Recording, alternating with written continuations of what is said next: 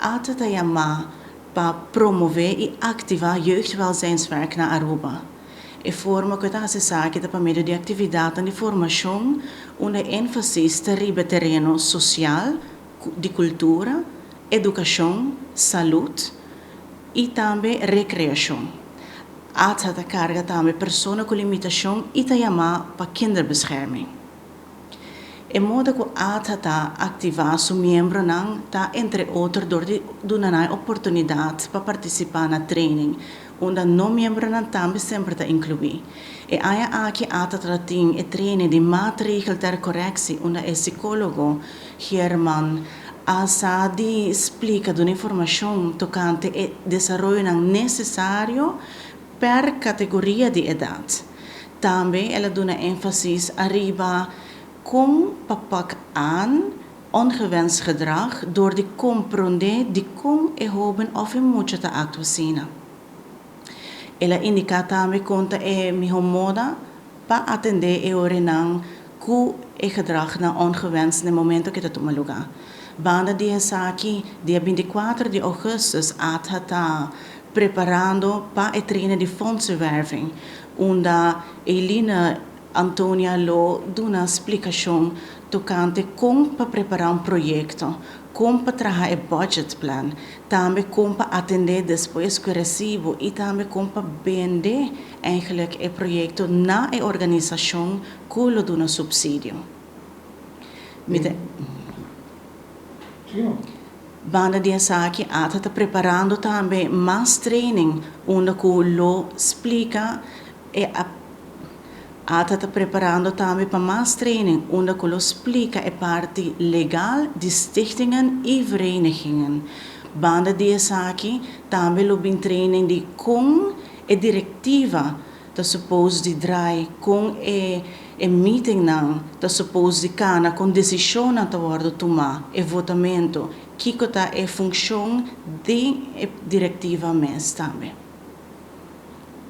Tem para escola compositor tem algum workshop para o Sim, toda área ata duna ta oferecer seu membro não subsídio para não por organizar vakantiecamp para muita e jovem e aí aqui ata mês tá tem su vakantiecamp que começa na e aí aqui ata mês su vakantiecamp a começar na e aí aqui ata su vakantiecamp mês a começar já luna último aqui ata youth camp da é vakantiecamp de ata essa que começa já luna e lo termina já sabe riba dia internacional de jovem.